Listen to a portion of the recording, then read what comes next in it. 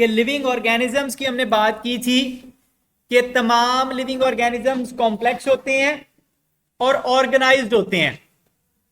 और कॉम्प्लेक्स का मतलब था कि बहुत सारी चीजों से मिलकर बने हुए होंगे।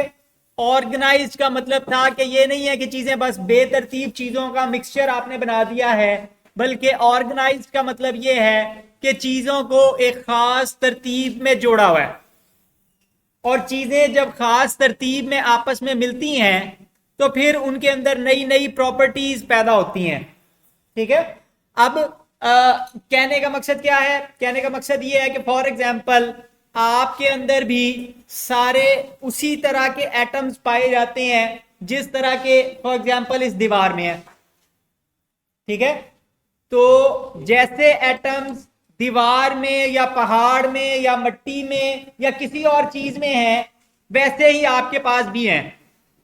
लेकिन आप में और उस दीवार में या उस ईंट में क्या फर्क है कि वहां पर चीजें किसी खास तरतीब से नहीं लगी हुई। आपके अंदर वही एटम्स तरतीब के साथ मिलते हैं और फिर नई से नई प्रॉपर्टीज उनके अंदर आ जाती हैं, नई से नई चीजें वो बनाते हैं। ठीक है। तो ये ऑर्गेनाइजेशन बहुत ज्यादा इंपॉर्टेंट है क्योंकि बहुत सारे पार्ट्स एक खास तरतीब के साथ मिलेंगे तो फिर उनके अंदर लाइफ वाली प्रॉपर्टीज उस तरतीब की वजह से पैदा होती हैं। ठीक है। और फिर वो मिलजुल कर काम करते हैं और फिर आपको लिविंग बनाते हैं।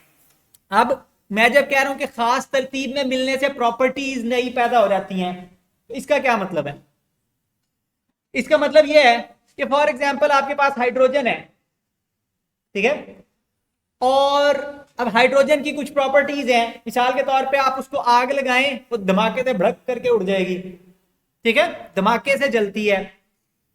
उसके मुकाबले में ऑक्सीजन है, खुद तो नहीं जलती लेकिन चीजों को जलने में मदद देती है। आप कोई बुझी हुई चिंगारी राख के करीब ऑक्सीजन ऐड कर दें, वो दोबारा से उसके अंदर आग लग जाएगी, चीजें जलना शुरू हो जाएंगी। बुझी हुई माचिस की तीली ऑक्सीजन में लेके जाए, जलना शुरू हो जाएगी। अब हाइड्रोजन और ऑक्सीजन आपस में मिलते हैं, क्या बनाते हैं?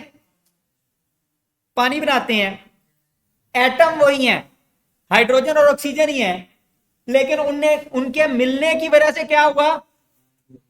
उसकी प्रॉपर्टीज सारी की सारी चेंज हो गई हैं। ना वो जलता है, ना धमाका करता है, ना जलने में मदद देता है, बल्कि उसका ऑपोजिट काम करता है। जलती हुई चीजों के ऊपर डाल दें तो उनको बुझा देगा यूजुअली। ठीक है। तो उसकी प्रॉपर्टीज पहले से मुख्तलिफ हो गई। ठीक है। इसी तरह क्लोरीन एक गैस है, इंतहाई जहरीली है। ठीक है। इंतहाई जहरीली है, कमरे में छोड़ दी जाए तो सारे मर जाएंगे। सोडियम एक मेटल है और ऐसी मेटल है कि आप पानी में डाल दें तो वो धमाका कर देती है, हाथ में पकड़ दें तो आपका हाथ जला देगी। ठीक है। लेकिन सोडियम और क्लोराइड मिलते हैं, नमक बनता है। और नमक आपके लिए इंतहाई जरूरी है, ना वो धमाका करती है ना वो आपको मारती है। नहीं खाएंगे तो बेहोश हो जाएंगे। काफी दिन अगर आप नमक ना लें, नमक की कमी हो जाए, यूजुअली आप पानी में पी रहे होते हैं, आटे में डाल के खा रहे हैं, सालन में डाल के खा रहे हैं, तो नमक आपकी डाइट में शामिल ना हो तो आप जिंदा नहीं रह सकते, आपका दिमाग काम नहीं कर सकता। ठीक है। तो वो उसकी प्रॉपर्टीज सोडियम और क्लोराइड उसके बनाने वाली चीजों से मुख्तलिफ हैं। क्यों? क्योंकि वो एक खास तरीके से आपस में जुड़ गए हैं। ठीक है। और वो जोड़ जो है उसने उसके अंदर प्रॉपर्टीज पैदा कर दी हैं। फिर पानी और सोडियम क्लोराइड आपस में मिलेंगे। सोडियम क्लोराइड में से बिजली गुजारे, नहीं गुजरती। पानी में से बिजली गुजारे, नहीं गुजरती। पानी और सोडियम क्लोराइड आपस में मिक्स कर दें, अब बिजली गुजरेगी। प्रॉपर्टीज सिर्फ क्या है, आपने दो चीजें मिक्स ही की है ना, लेकिन उसकी प्रॉपर्टीज चेंज हो गई हैं। तो चीजें जब खास स्टेप्स में आपस में मिलती जाती हैं तो उनके अंदर नई से नई प्रॉपर्टीज पैदा होती हैं। और लिविंग ऑर्गेनिजम्स में वो सैकड़ों कंपोनेंट्स आपस में या हजारों कंपोनेंट्स उन्हीं तरतीबों के साथ जुड़ते गए हैं और फिर हर स्टेप पे नई से नई प्रॉपर्टीज पैदा हो रही हैं उनके अंदर। ठीक है। और उसकी वजह से ओवरऑल फिर लाइफ का वजूद बनता है। ठीक है। तो वो सारी चीजें मिलकर प्रॉपर वे में फंक्शन करती हैं तो फिर लाइफ पॉसिबल होती है। तो अब ये मुख्तलिफ लेवल्स पे चीजें जुड़ती हैं और उन लेवल्स के बारे में हमने पढ़ना है। अमूमन पेपर में 2-3 लेवल्स के ऊपर नोट लिखने के लिए आता है। अब बुक के अंदर जो लिखा हुआ है वो एक लंबा चौड़ा वो कहानी लिखी हुई है, एक पूरा पूरा 2-2 पैराग्राफ्स लिखे हुए हैं हर टॉपिक में, लेकिन एक्चुअली आप देखेंगे कि हर टॉपिक में 3-4-5 छोटी छोटी सी डेफिनेशंस हैं, तो आपने वो डेफिनेशंस एक्चुअली तैयार करनी होती हैं। ठीक है, तो एटम्स हैं, एटम से ऊपर का लेवल मॉलिक्यूल्स है, मॉलिक्यूल से ऊपर ऑर्गेनेलिज बनते हैं, फिर सेल्स हैं, ऑर्गन्स हैं, ऑर्गन सिस्टम्स, कंप्लीट ऑर्गेनिज्म या इंडिविजुअल, फिर पॉपुलेशन, फिर उससे ऊपर कम्युनिटी, फिर इकोसिस्टम, फिर बायोम और पूरी बायोस्फीयर। ठीक है, तो ये 12 लेवल्स हैं बायोलॉजिकल ऑर्गेनाइजेशन के, जिनके ऊपर हम आगे तफसील में बात करेंगे। तो सबसे पहले बात करते हैं एटम्स की। अब नेचर में हमारे इर्द गिर्द 92 डिफरेंट टाइप के एटम्स पाए जाते हैं इस जमीन के ऊपर, चाहे कम मिकदार में चाहे ज्यादा मिकदार में। तो 92 तरह के एटम्स हैं। एक तरह के एटम इकट्ठे कर लें तो हम कहते हैं कि ये एक एलिमेंट है, मतलब खाली हाइड्रोजन हाइड्रोजन के एटम्स इकट्ठे कर लें तो वो एक एलिमेंट कहलाता है। तो 92 तरह के एलिमेंट्स हमारे इस जमीन के ऊपर पाए जाते हैं, या चले 20 के करीब मजीद हमने आर्टिफिशियली तैयार कर लिए हैं।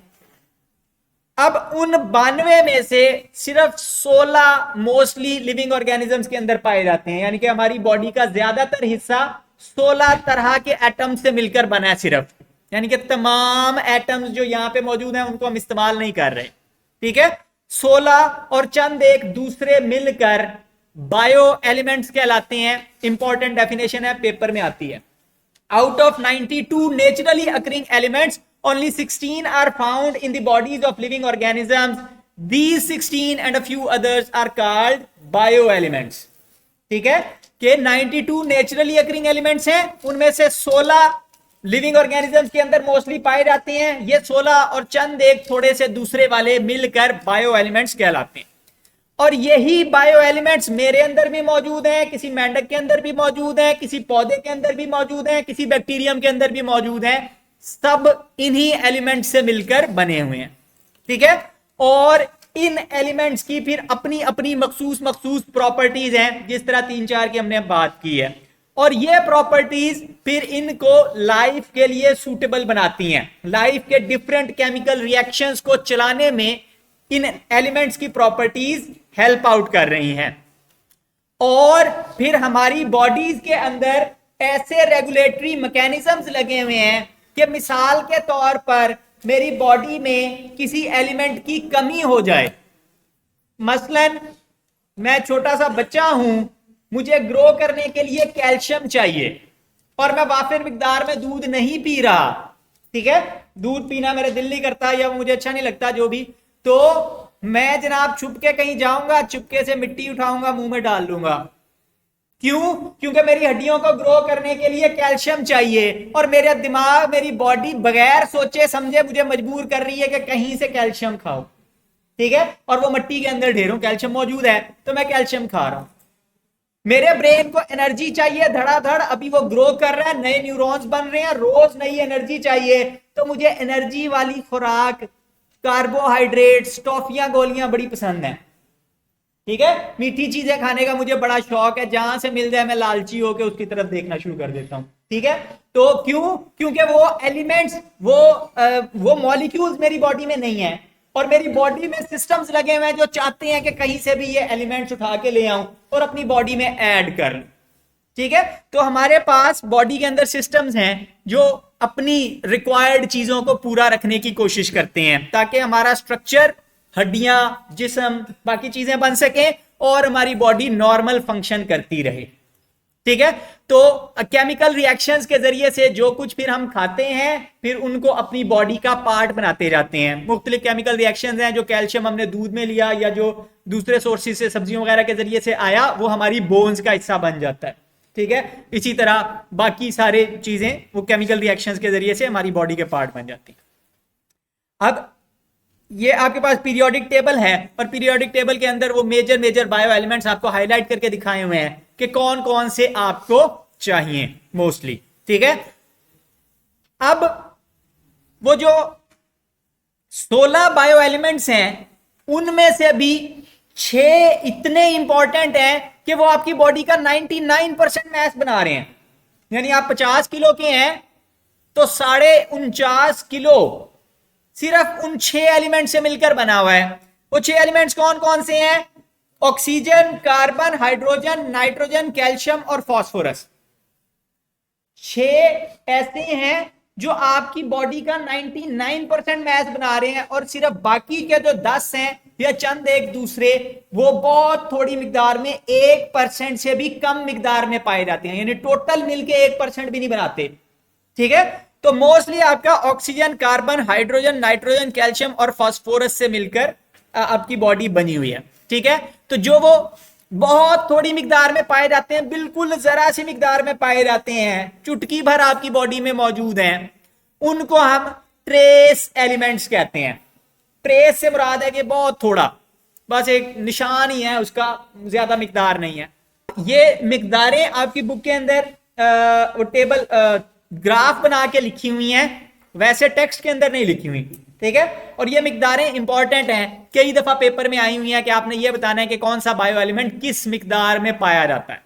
ऑब्जेक्टिव भी आ जाता है और शॉर्ट क्वेश्चन भी आ जाता है, तो ये तस्वीर इंतहाई इंपॉर्टेंट है, कई दफा इसमें से सवाल आ जाता है।